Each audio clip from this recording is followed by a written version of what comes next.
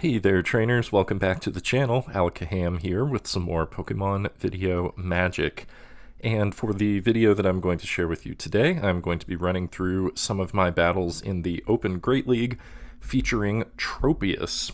And I wanted to feature Tropius because I know that there are probably others like myself who have just been able to build one for the first time since GoFest. This Pokemon had not been available to me before this most recent GoFest, and this is the first time I've been able to build one. So I thought I would put together a team and go ahead and try to run it in the Open Great League. I've had really great results, not only in the battles that are showcased for this video, but also in other sets as well. So we are going to go ahead and get started jumping right in with the feature on Tropius. This is a fairly meta team. You'll notice that my elo is just okay right now because I was struggling in the Fossil Cup. But now using this team, I have been able to climb back up a bit. And I'll get a little bit more experimental with my team choices once I'm able to climb in rank just a bit more. So we lost the lead in this case against an Altaria, the old cotton bird, as I love to call it.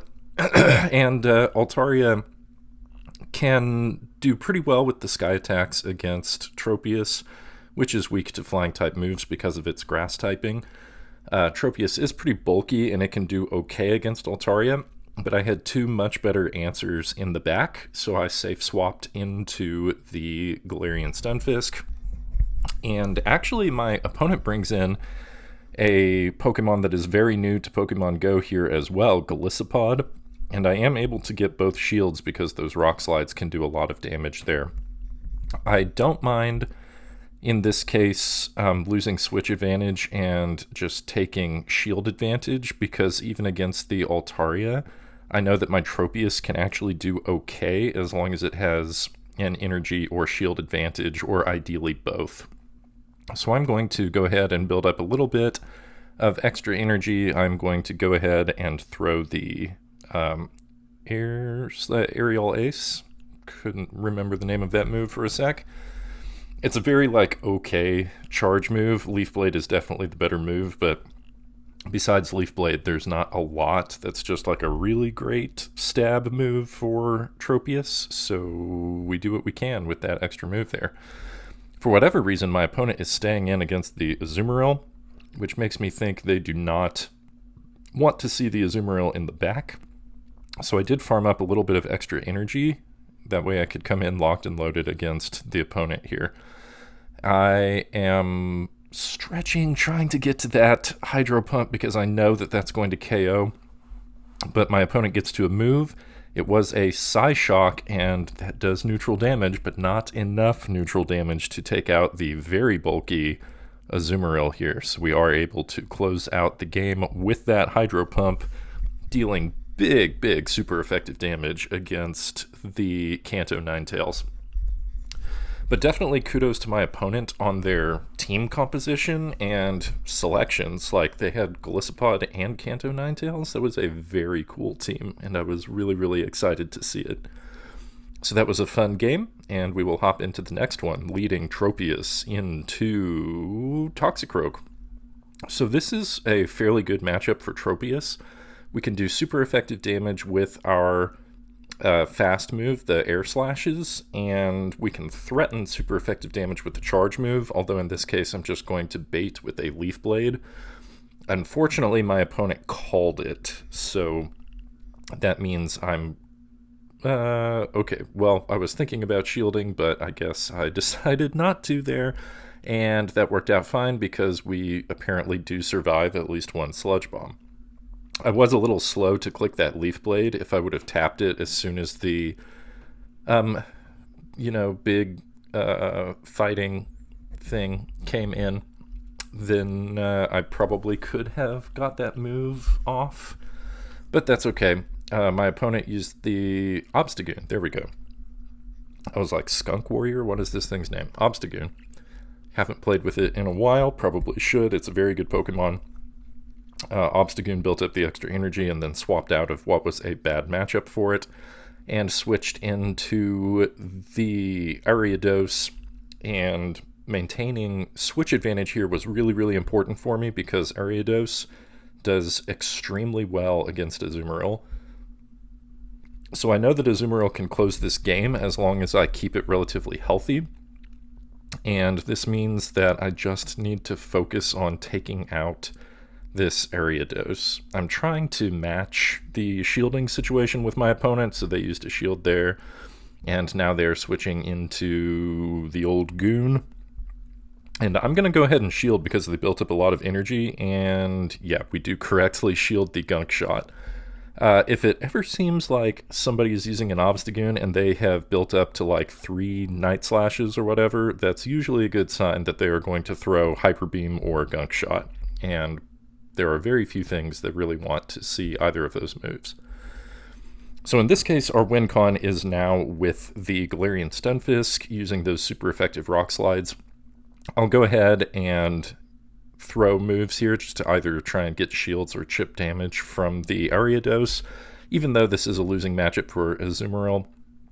And my opponent is actually going to have to throw to take me out, otherwise we are going to take down the Ariados with Bubbles. Even though they are just neutral, they really, really add up.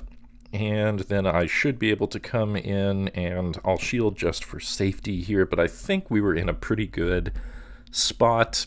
And we might even be able to just Mud Shot down. Yeah, didn't even need to get to that Rock Slide. So maintaining the alignment was really, really important there, and having switch advantage ended up being the key to winning that game. So good game to my opponent, nicely done, and we will move on to battle number 3 here.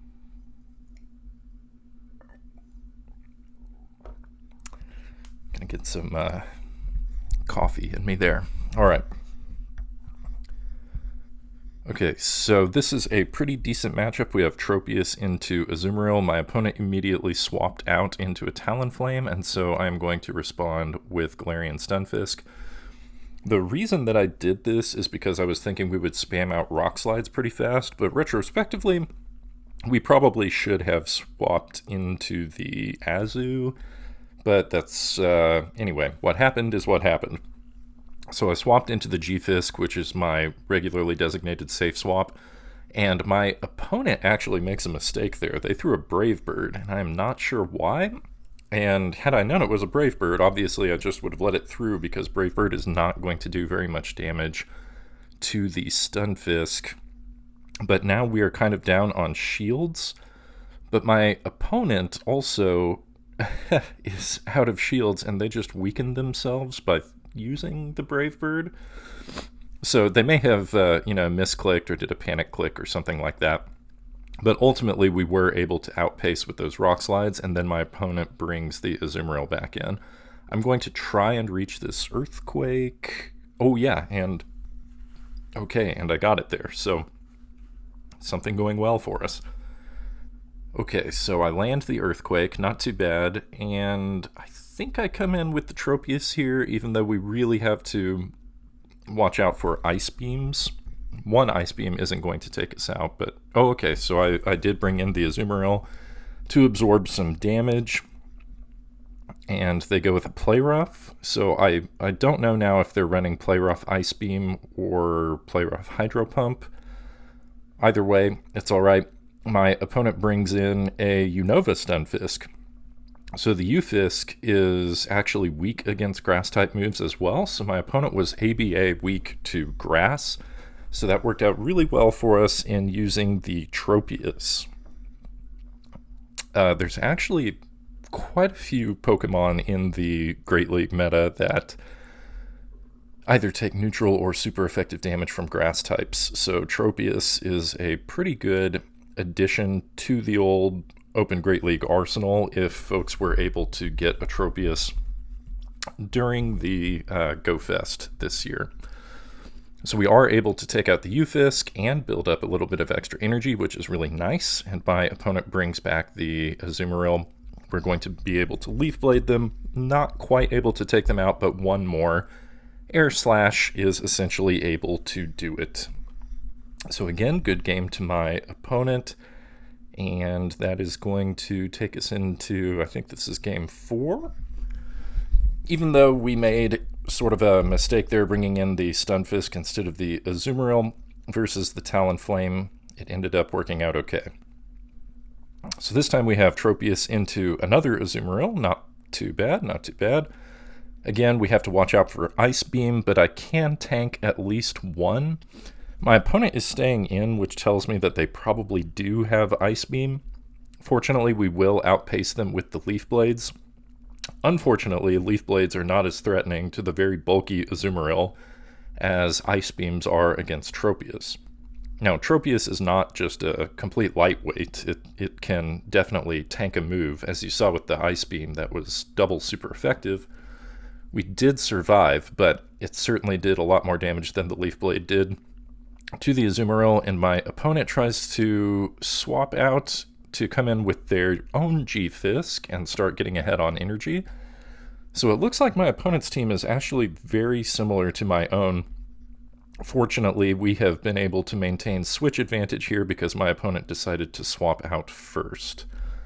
Now, I'm not going for the bait move, the play rough here, because if they let the move through like they just did there, that's going to be very, very bad. Alright, so my opponent brings in a Trevenant, and this is not great for me, because Trevenant does okay against pretty much my entire team. My best response here is Tropius, so I'm going to come in and just hope I can, hope I can do as much damage as I can with those flying type fast moves, and I do reach an Arial Ace, which causes them to use a shield. That's great. My opponent comes in to throw a move against my G-Fisk. I was really hoping that I could Mudshot down, but unfortunately I could not. I end up blocking an Ice Beam, but I didn't know if perhaps they had Hydro Pump. That's okay though. The Trevenant has taken a lot of damage from the Tropius, and so I thought that they would be a little more maybe cautious about or vulnerable to that Rock Slide, but good job to my opponent really knowing how much damage that Trevenant could take and knowing not to be threatened by that first Rock Slide. So now I essentially need two more because they would not give up their shield. Fortunately, I was also able to go ahead and let one of those moves through so that I could save my shield for later points in the game. They did bait me with Seed Bomb earlier, so I was able to hang on to the shield, use it to block the much harder hitting Shadow Ball, and I was finally able to get to that last Rock Slide. So that worked out nicely. There were several baits in that game that really determined the course of the battle there. But fortunately, I was able to come out on top by calling some of those baits and also going straight for some of my hard-hitting moves like Hydro Pump. Okay, jumping into this last match, we have a very bad lead with Tropius into Fire Spin Charizard. And I brought in my soft counter, which is G-Fisk. I say soft counter because G-Fisk does take super effective damage from fire moves, but we also dramatically outpace to those Rock Slides. And because Charizard is both fire and flying, Rock Slides are going to be doing massive, massive super effective damage. So my opponent does get off a move. I give up that shield, so they get us back to the even shield situation, and then they bring in Azumarill. I am able to land the Earthquake, which is nice. But one thing that my opponent did that may have given me a bit of an edge here is my opponent stayed in for quite a while with their Charizard. So that means that our switch timers are going to be really, really messed up. Or by messed up, I mean, out of sync. So I'm going to come in with this Tropius, and my switch timer is now up. So they let the Azu go, and then they bring in their Charizard, but their switch timer isn't up yet. So they're stuck with the Charizard, and I was able to switch out to the Azumarill. So that means I was able to take back switch advantage here, and then we don't have to worry about shielding things because, of course, even Blast Burn is not going to do all that much damage to Azumarill. My opponent's final Pokemon here is an Altaria, and Altaria can do okay against Azumarill, but it is certainly not a hard counter, especially when I am up a shield. So what I am aiming to do here is overfarm just a tad and then throw this super effective Play Rough. And this should bring the Altaria down pretty far. I'm going to overfarm just a tad, really waiting for that switch clock to come back up. Yeah. And then I bring in Tropius. The Sky Attack is going to do a lot of damage, and that's good, because actually I wish it would have done a little bit more, but the Dragon Breaths will help. I say that's good because I really needed Charizard not to get a bunch of farm off of the Tropius. But this worked out okay because I ended up having enough energy to throw a neutral Arial Ace, and then we could Air Slash down. So believe it or not, the Tropius actually took out the Charizard in this particular case, and I was really happy and lucky that with this set I was able to take a 5-0 game, leading with Tropius, and then of course with the G-Fisk and the Azu in the back. Again, it's a fairly meta team, but it's also, I think, using Pokemon that are pretty accessible and pretty fun to use if you're trying to climb rank. In addition to trying to show off my newly built Tropius here, I also thought that I would do a quick bonus battle from the Retro Cup, in case there are those of you who are really interested in that. And it is the newest cup that's been running. And my feature Pokemon here is Primeape with Cross Chop. So I am running it with Cross Chop and Ice Punch. I come into a really tough matchup there with Trevenant, and so I swap out immediately into the Frostlass. My opponent is a little slow to bring in their counter Pokemon, which they have chosen as Jellicent. And because they were a little slow to bring in their safe swap, I was able to get enough energy that I think we can more or less be guaranteed to win this matchup as long as we are committed to using both of our shields. They're going to try and Bubble Beam us to death, but... Oh, okay, actually I let this go. Yeah, maybe it looks like they were about to farm us down. So we did take shield advantage there, and that works fine. Now I can bring in the Lickitung, and with shield advantage, actually Primeape can do really well against the Trevenant. It's just in that even shield position, it's really tough. So I'm going to go ahead and, with my XL Lickitung, I'm going to throw the Vine Whip, or the Power Whip rather. That's going to get the Jellicent really low. Unfortunately, it doesn't KO, so they are able to throw another move. It's going to be another Bubble Beam. Oh no, it's Shadow Ball, and I'm not sure why, because Shadow Ball is resisted, but that's fine. Now I have energy advantage with the Primeape, and I think this is only enough for a Seed Bomb, but I go ahead and shield to be safe. Yeah, that's fine. And my opponent swaps into a Diggersby. So I guess they were worried about that energy advantage, and they went ahead and swapped in another Pokemon there. But Diggersby loses pretty hard to fighting type moves. I guess they were hoping to just chip the Primeape there, and actually I was able to just counter down because Diggersby is very weak to the counters that I'm running as the fast move. Coming in with a loaded Ice Punch, and then Primeape just counters down.